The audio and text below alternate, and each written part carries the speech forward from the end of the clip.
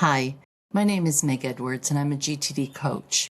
And, this GTD Gem series that I'm doing, celebrating the Getting Things Done book, turning 25 this year, much of my videos have been focusing on the 5 phases of control, right? Capture, clarify, organize, reflect, and engage.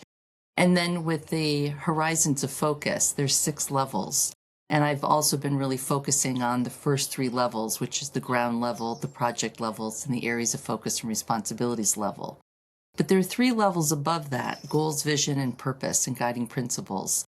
And so I wanted to spend the next couple of videos talking about the goals, vision, and purpose, and guiding principles levels, because I think that is time, frankly.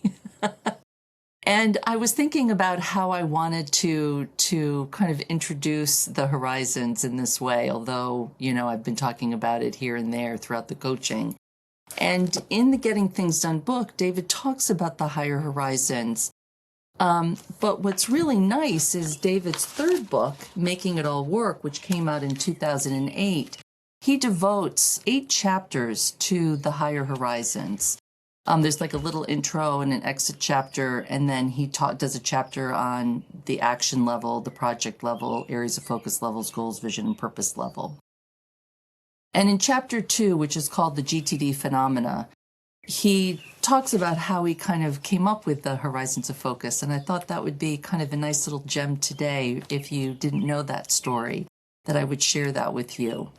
And so on page 30, this is what he says. He goes, horizons of focus. That one should think strategically and tactically about what to choose to do at any point in time has simply been a given to me, especially after many years of experience as a managing consultant.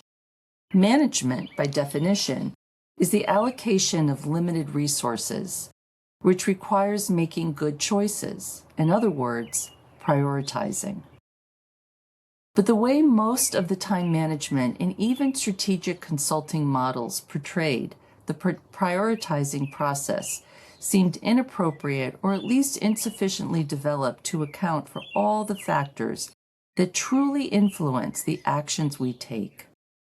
Much as I formulated the planning model, I started from the basic premise that we naturally establish priorities, and thus we might be able to learn from what we actually do as a matter of course.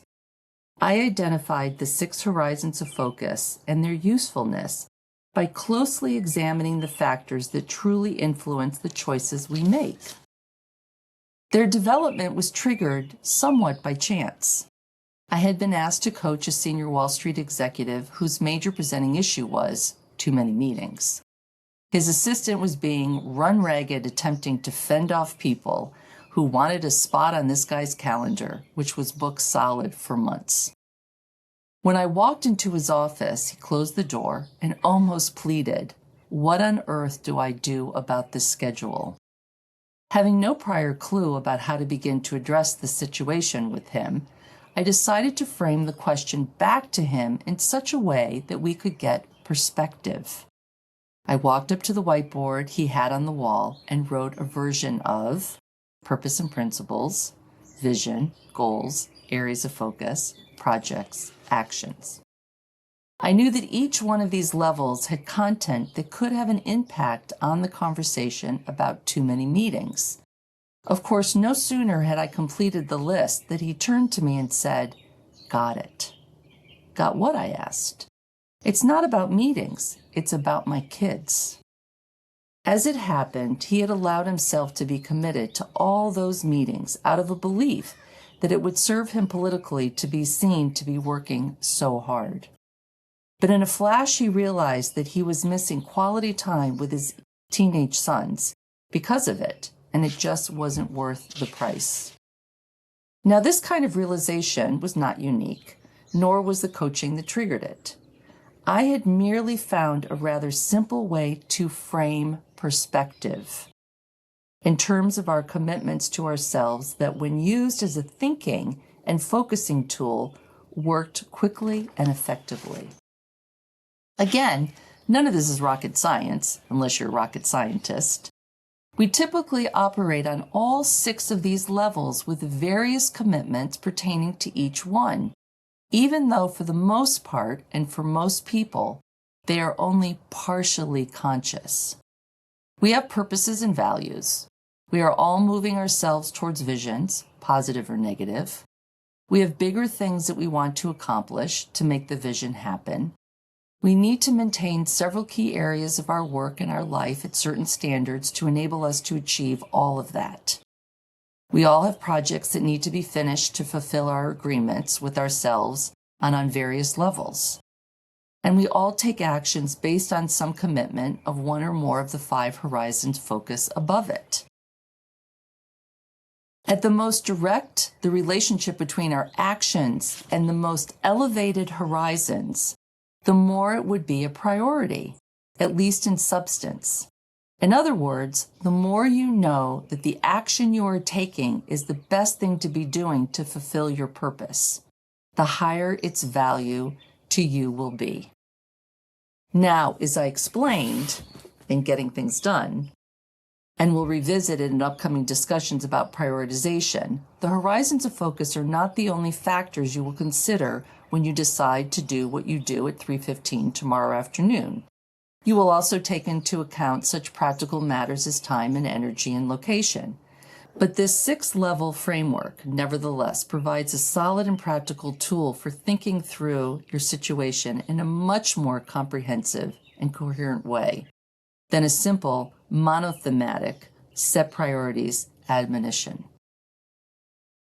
So that's my little gem for today.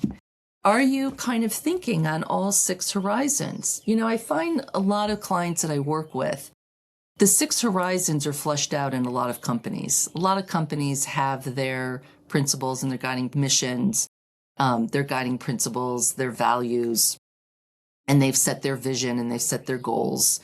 I find that sometimes the lower horizons aren't necessarily fleshed out in terms of areas of focus and responsibilities and projects and actions. I think that's why there's so much attention to begin with of a bottom-up approach.